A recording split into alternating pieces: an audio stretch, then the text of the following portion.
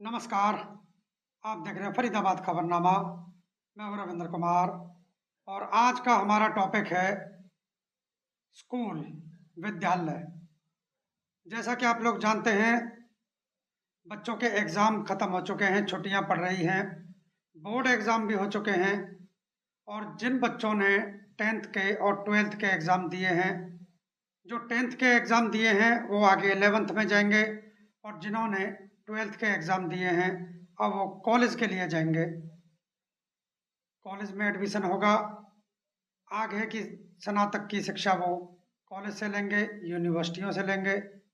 और जिन बच्चों ने अभी 10th पास की है, या जो 10th से नीचे अभी बच्चे एग्ज़ाम देकर अभी छुट्टियां बिता रहे हैं, एंजॉय कर रहे हैं, अब उनके पेरेंट्स, अभिभावक जो हैं वो ये देख रहे हैं कि अब हम अपने बच्चों का जो एडमिशन है नए स्कूल में कराना चाहते हैं, तो वो स्कूल कैसा हो।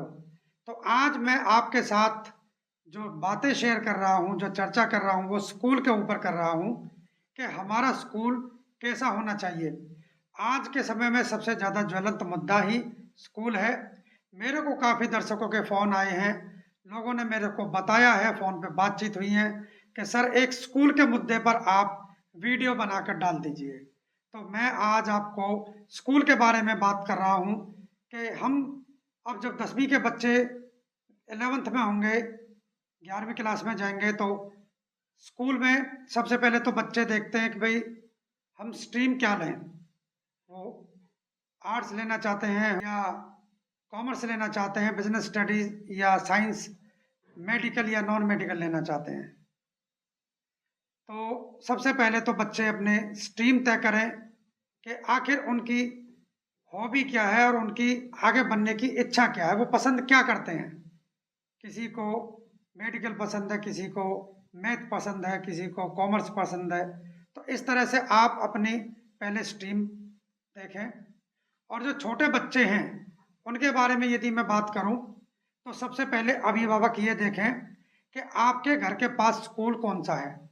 सबसे पहले ये खोजें कि स्कूल आप जो देख रहे हैं आपके घर के नज़दीक कितना है, सबसे पहली बात।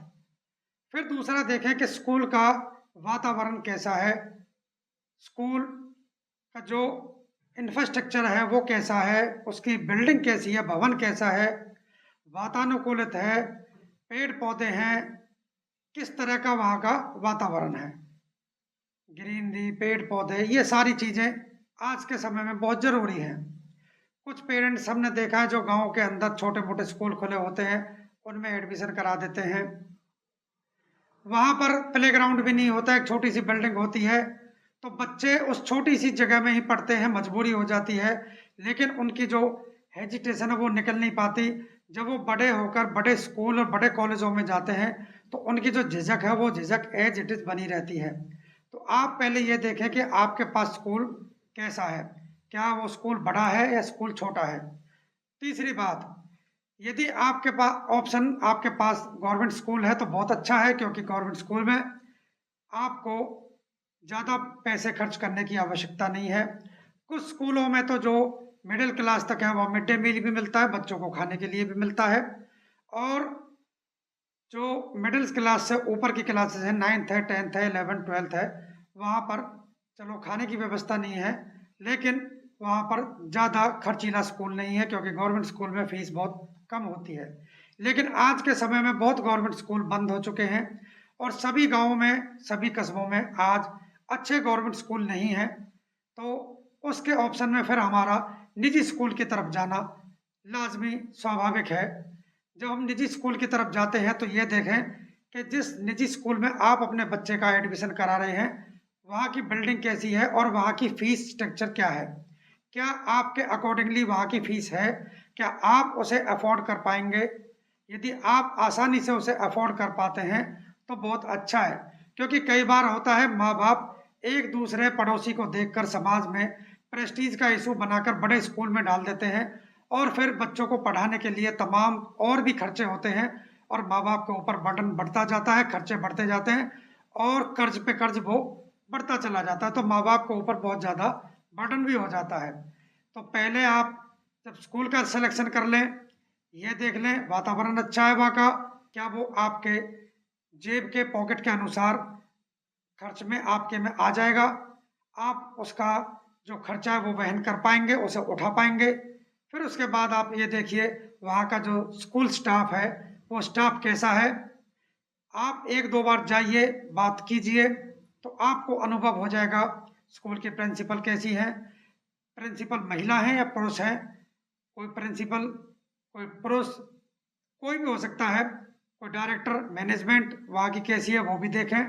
और जो आप स्ट्रीम लेना चाहते हैं या बिना स्ट्रीम के छोटी क्लास में आप अपने बच्चे को डाल रहे हैं, एक बार उस क्लास टीचर से बात करें। यदि आप अपने बच्चे को थर्ड क्लास में डालना चाहते हैं, फोर्थ क्लास में है, तो वहाँ के टीचर से एक बार बात करें, तो आपको उनका व्यवहार समझ में आ जाएगा और पता चल जाएगा कि टीचर किस टाइप से हैं। फिर उसके बाद आप स्कूल का रिजल्ट चेक करें कि इससे पहले स्कूल का रिजल्ट कैसा आया है, क्या बच्चियां वहाँ टॉप कर रही हैं, क्या बच्चे वहाँ टॉप कर रहे हैं। ये चीज़ें आप खुद देखें कि रिजल्ट वहाँ का कैसा है, कितने परसेंटेज बच्चे पास होते हैं, कितने मेरिट लिस्ट में आते हैं, तो ये चीज़ें आपको देखनी है। उसके बाद एक पॉइंट और मैं आपको लेकर चलने वाला हूँ, सबसे बड़ी बात आती है टॉयलेट की। कोई भी माँ बाप ये बिल्कुल गुरेज ना करे, शर्म ना करे।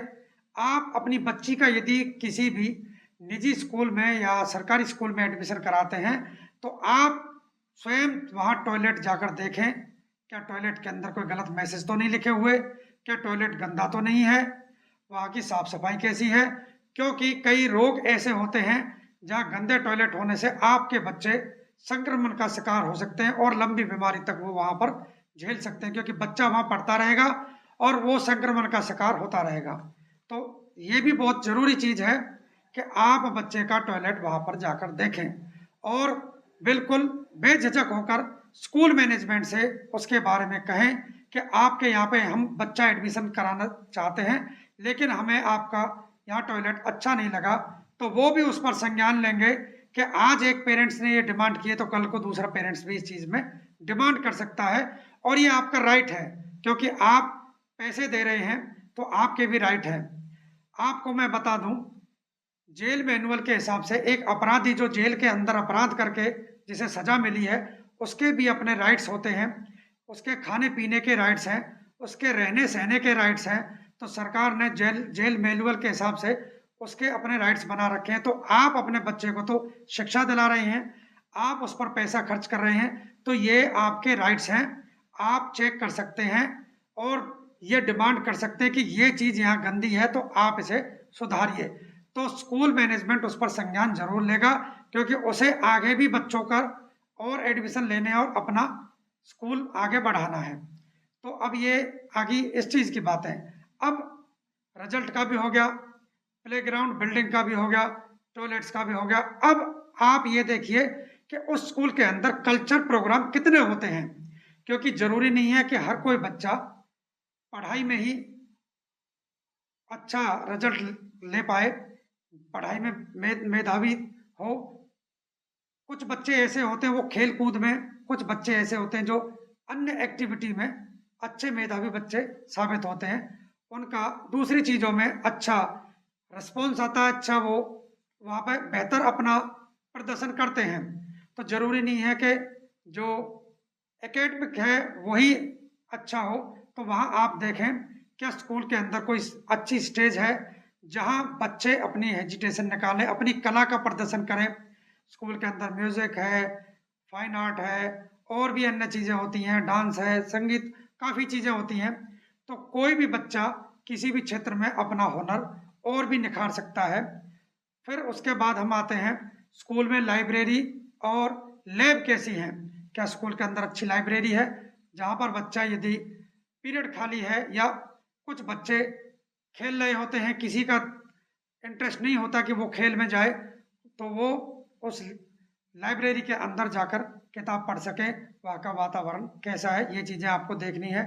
अब आते हैं और जो साइंस के हमारे फॉर्मूले हैं, उन फॉर्मूलों से जो लैब में काम करते हैं, सीखते हैं, वहाँ की लैब कैसी है। तो पेरेंट्स एक बार लैब का भी मुआयना करें, देखें कि स्कूल के अंदर लैब कितनी बड़ी है, क्या वास्तव में बच्चे यहाँ से कुछ सीख पाएंगे, या फिर केवल बातों ही बातों में सारा काम चल रहा है। तो हमने आपको कुछ ये पॉइंट बताए हैं। आप इस खबर को ज़्यादा से ज़्यादा शेयर करें। जब आप लोगों ने डिमांड की, हमें बताया है कि स्कूल के ऊपर आप एक बार एक वीडियो डालें, तो हमने स्कूल के काफ़ी मुद्दे लिए और वो हमने आपको बताए, एक घर के नज़दीक से लेकर और स्कूल की लैब तक सारी चीज़ें हमने आपको विस्तार से बताई हैं। तो आप इन बातों पर संज्ञान लें और खबर को ज़्यादा से ज़्यादा शेयर करें। आप देखते रहिए फरीदाबाद खबरनामा। मैं हूं रविंद्र कुमार। नमस्कार, धन्यवाद।